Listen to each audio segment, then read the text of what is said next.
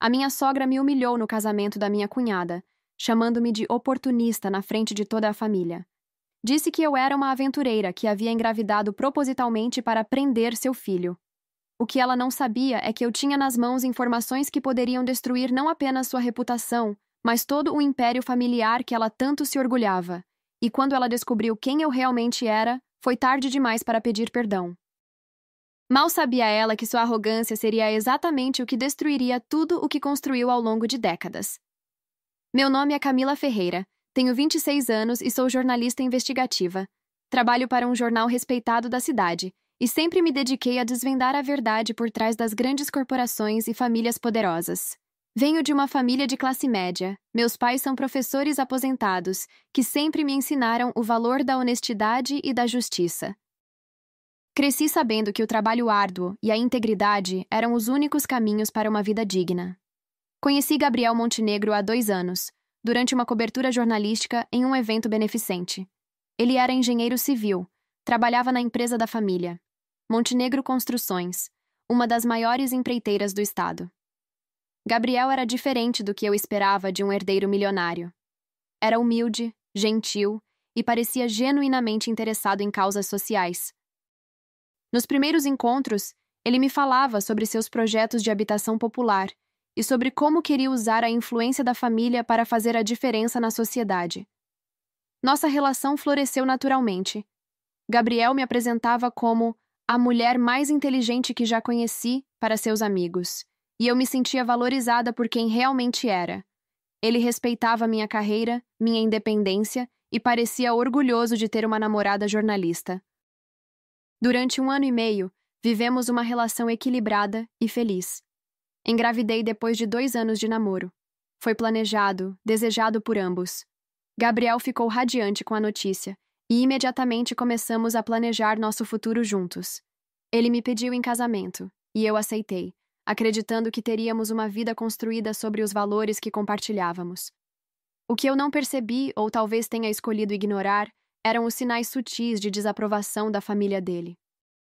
Especialmente de Dona Margarete Montenegro, a matriarca da família, uma mulher de 58 anos que controlava não apenas os negócios familiares, mas também cada aspecto da vida dos filhos.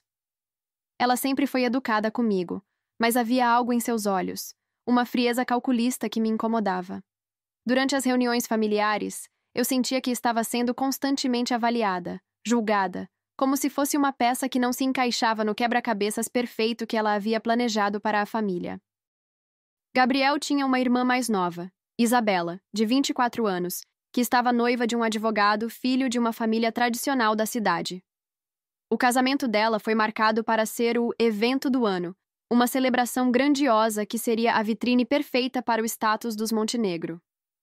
Como eu estava com 5 meses de gravidez na época do casamento, acabei sendo incluída nos preparativos como futura nora. O casamento de Isabela aconteceu numa fazenda luxuosa nos arredores da cidade, daquelas que parecem cenário de novela, com mais de 300 convidados, lustres pendurados entre as árvores, mesas decoradas com flores frescas. Eu estava radiante naquele dia, usava um vestido rosa claro que mal deixava perceber minha barriga de grávida. Gabriel segurava minha mão com orgulho, apresentando-me como sua futura esposa e mãe do seu primeiro filho.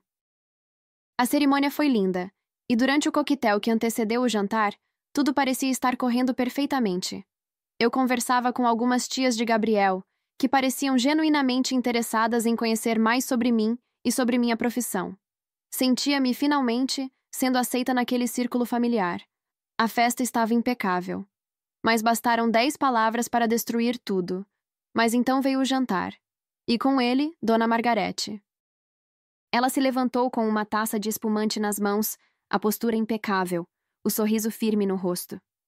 Começou agradecendo a presença dos convidados, exaltando o amor dos noivos e o valor das tradições familiares. O tom era doce, mas aos poucos ficou cortante.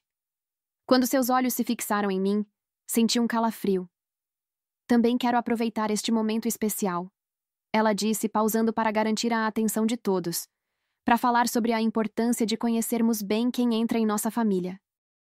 O salão ficou em silêncio. Todos os olhares se voltaram para ela, e em seguida para mim. Nem toda mulher que se aproxima dos Montenegro vem por amor. Algumas vêm por conveniência, por estratégia. Engravidam cedo, rápido, como um passaporte para o sobrenome. E os homens... Ela riu de leve, balançando a cabeça. Os homens, coitados, são facilmente enganados.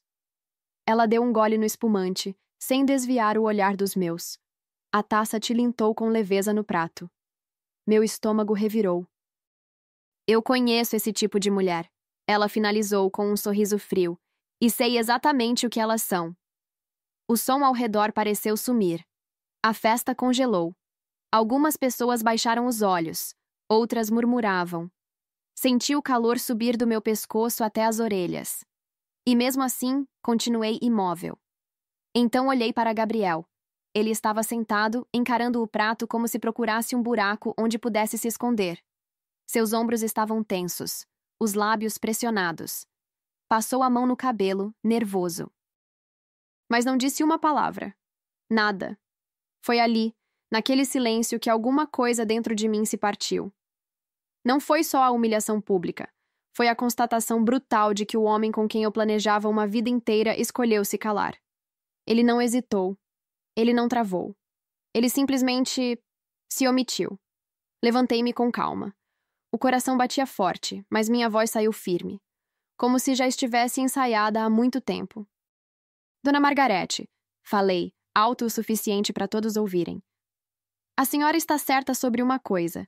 Eu realmente sei muito sobre famílias tradicionais. Mais do que imagina, na verdade. Ela franziu o senho. Pela primeira vez, parecia desconfortável. E quando a verdade vier à tona, a senhora vai descobrir quem realmente é a oportunista aqui. Fiz uma pausa olhando ao redor. Todos estavam me observando. Até os garçons haviam parado. Porque subestimar uma mulher grávida é um erro que custa caro, acrescentei. Virei as costas e saí sem olhar para ninguém. Atrás de mim, ouvi Gabriel me chamar. Uma vez, duas, mais fraco da terceira. Ignorei. Meus pais vieram atrás de mim. Minha mãe me alcançou no carro, pegou minha mão gelada e disse com a voz embargada, mas firme: Filha, você é forte demais para viver numa gaiola dourada. Se eles não te enxergam, é porque estão cegos. Mas você enxerga tudo. Dei um leve sorriso, mesmo com os olhos cheios d'água. E naquele instante, fiz uma promessa silenciosa. Essa história ainda não acabou. Nos dias que se seguiram à humilhação no casamento, Gabriel tentou desesperadamente se reconciliar comigo. Ele aparecia na minha casa, ligava constantemente, mandava flores com cartões pedindo perdão. Suas desculpas eram sempre as mesmas. Minha mãe estava nervosa por causa do casamento. Ela não quis dizer aquilo. Você sabe que eu te amo.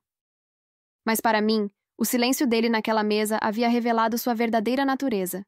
Ele era um homem fraco, incapaz de se posicionar, de proteger a mulher que amava e o filho que carregava. Não era o parceiro que eu queria para minha vida. Durante 2 semanas mantive Gabriel à distância, usando esse tempo para processar tudo o que havia acontecido. Foi nesse período que decidi fazer algo que mudaria completamente o rumo da situação: investigar a família Montenegro. Como jornalista investigativa, eu tinha acesso a fontes e métodos de pesquisa que me permitiam escavar profundamente na vida de pessoas públicas. Comecei discretamente, revisando contratos públicos da Montenegro Construções, analisando licitações ganhas, estudando a movimentação financeira da empresa através de documentos públicos. O que descobri me deixou chocada. A Montenegro Construções havia participado de um esquema massivo de corrupção nos últimos 10 anos. A empresa superfaturava obras públicas, pagava propinas para políticos e funcionários públicos, e havia construído várias obras com material de qualidade inferior, colocando vidas em risco. Mas a descoberta mais devastadora foi sobre a própria Dona Margarete. Ela não era apenas a matriarca respeitável que aparentava ser. Durante minha investigação, descobri que ela havia tido um caso de mais de 15 anos com o prefeito da cidade, que, por coincidência, era responsável por aprovar a maioria dos contratos da Montenegro Construções. Mais do que isso, ela havia usado esse relacionamento para chantagear outros políticos e conseguir benefícios para a empresa familiar. O mais irônico de tudo é que descobri que Dona Margarete havia engravidado do prefeito 2 vezes ao longo desses 15 anos, mas havia perdido as gestações oportunamente para esconder o escândalo. A mulher de família que me chamou de oportunista era, na verdade, a amante corrupta de um político casado. Eu tinha provas de tudo: documentos, fotografias, registros financeiros, gravações de chamadas telefônicas que uma fonte havia me fornecido. Era material suficiente para destruir não apenas a reputação de Dona Margarete, mas toda a empresa familiar e várias carreiras políticas. Fiquei dias decidindo o que fazer com essas informações. Minha primeira reação foi de vingança pura. Queria publicar tudo, expor a hipocrisia dessa família que me havia humilhado. Mas eu precisava ser estratégica. Decidi dar uma última chance a Gabriel. Marquei um encontro com ele e contei tudo o que havia descoberto. Mostrei as provas, expliquei a gravidade da situação. Esperava que ele ficasse chocado, que se posicionasse contra a corrupção da família, que escolhesse fazer a coisa certa. Mas Gabriel me decepcionou mais uma vez. Em vez de ficar indignado com as descobertas, ele ficou furioso comigo. "Como você pode investigar minha família pelas costas?" ele gritou. "Isso é uma traição. Você está tentando destruir tudo o que meus pais construíram." Naquele momento, percebi que Gabriel era tão corrupto quanto o resto da família. Ele sabia, no fundo, sobre os esquemas e escolhia fechar os olhos em troca do conforto financeiro. Ele não era a vítima inocente que eu pensava. Era um cúmplice. "Gabriel", eu disse calmamente, "você tem duas opções. Ou você se afasta dessas práticas, denuncia tudo junto comigo e construímos uma vida longe dessa corrupção, ou eu publico tudo e você vira parte da história." Ele me olhou com desprezo. "Você não tem coragem de publicar isso. Vai destruir o futuro do seu próprio filho. Vamos ter que viver na pobreza se você fizer isso." Foi aí que entendi que ele realmente não me conhecia. "Gabriel", eu respondi, "eu prefiro criar meu filho na pobreza, mas com dignidade, do que na riqueza construída sobre corrupção e mentiras." A publicação da minha investigação aconteceu 3 meses depois do casamento de Isabela. Trabalhei com minha equipe no jornal para garantir que cada fato fosse verificado, cada prova fosse autenticada. A matéria foi publicada numa sexta-feira, ocupando toda a primeira página e mais 6 páginas internas do jornal. O título era devastador: "O Império da Corrupção. Como os Montenegro construíram sua fortuna sobre propinas e chantagens." A matéria detalhava todo o esquema, com nomes, datas, valores.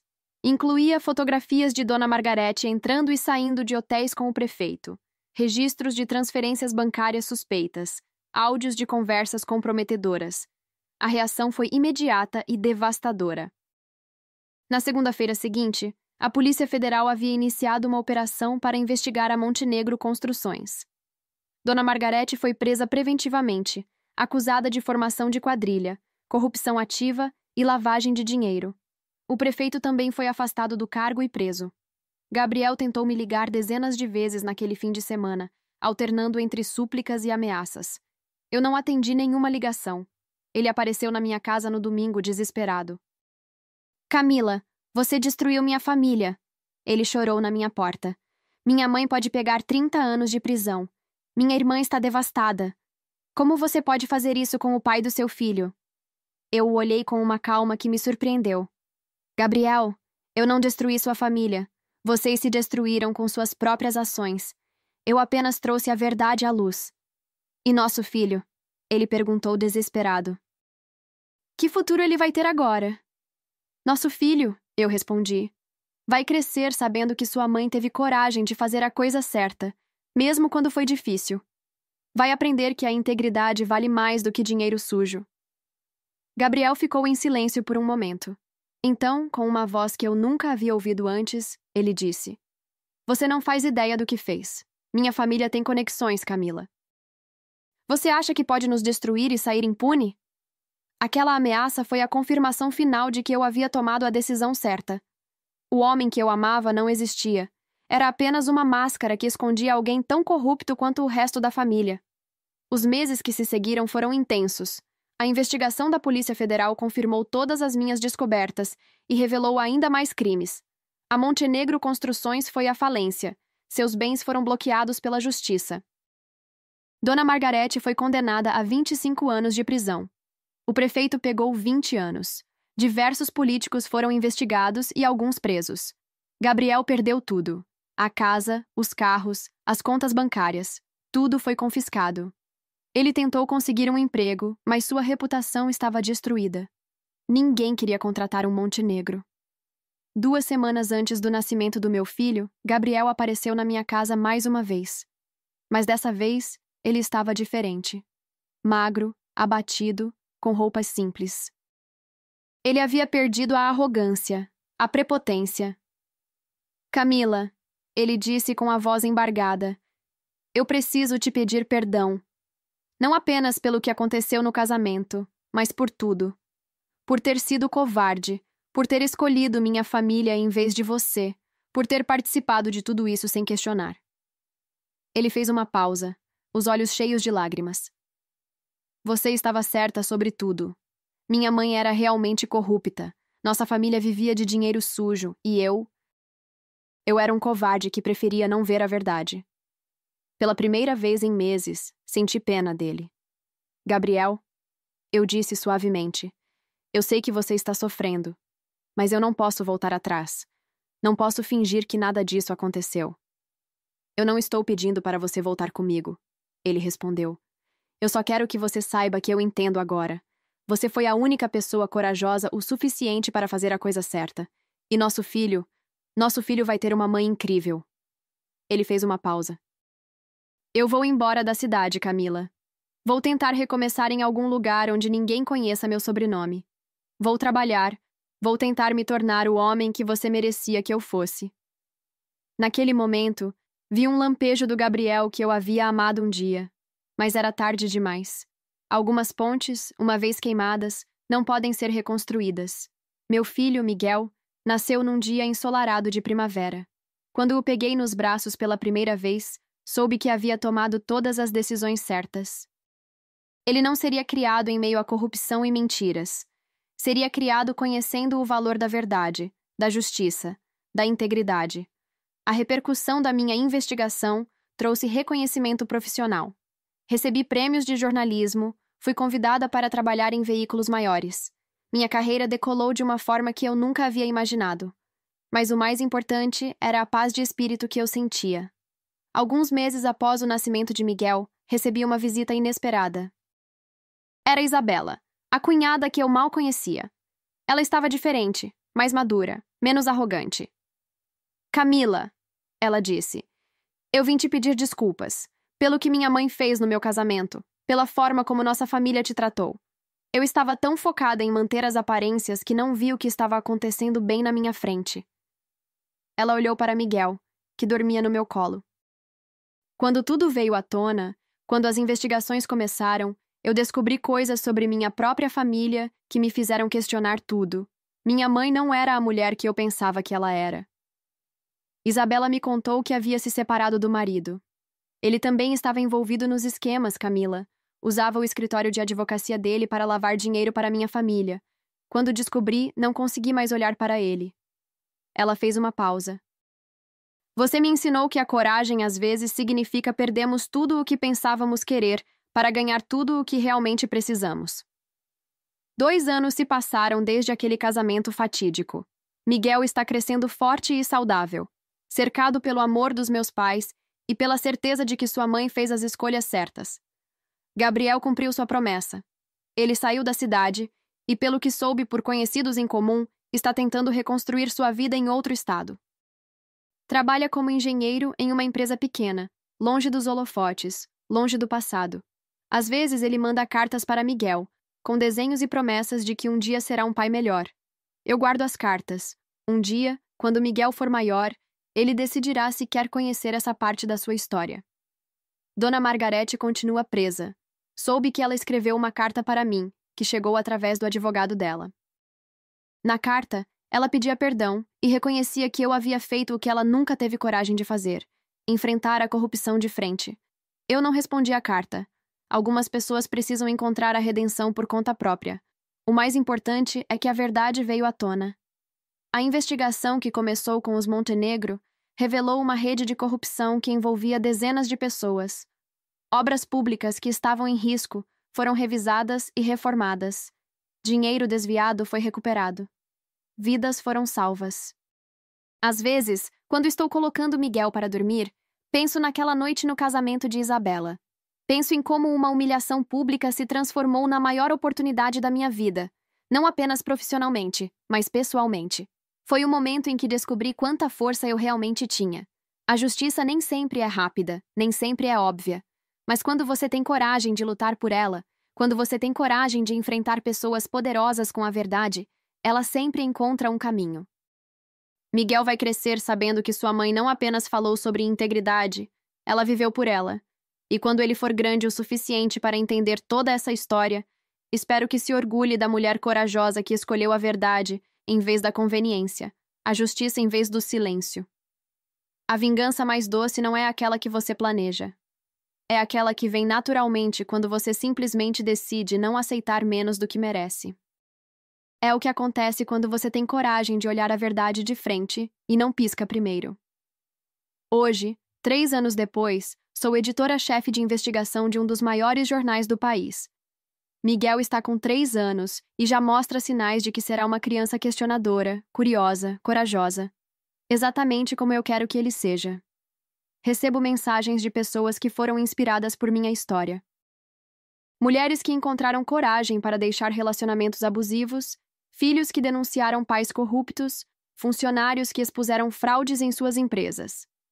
A história da jornalista que destruiu os Montenegro se tornou um símbolo de que a verdade sempre vence no final. Não foi fácil. Houve noites de insônia, momentos de dúvida, pressões de todos os lados. Mas cada olhar para o meu filho me lembrava por que eu havia feito as escolhas que fiz. Ele merecia crescer em um mundo um pouco mais justo, um pouco mais honesto.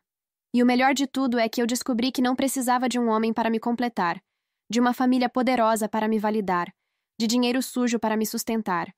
Eu tinha tudo o que precisava dentro de mim: coragem, integridade e amor próprio. A verdade realmente liberta. E quando você tem a coragem de abraçá-la, não importa qual seja o preço, você descobre que é mais forte do que jamais imaginou. Essa história, para mim, é um testemunho da força de ir embora quando ficar custaria a própria dignidade. O que você teria feito no meu lugar? Você agiria com a mesma calma e decisão ou explodiria de raiva? Você já passou por uma situação onde precisou escolher entre seu amor próprio e um relacionamento? Deixe sua opinião nos comentários. Eu vou adorar ler. Se você gostou dessa história de superação, não se esqueça de deixar seu like, se inscrever no canal e compartilhar com seus amigos. Isso me ajuda muito a continuar trazendo histórias incríveis para vocês. E lembre-se, sua paz e sua dignidade valem mais do que qualquer riqueza. Até a próxima!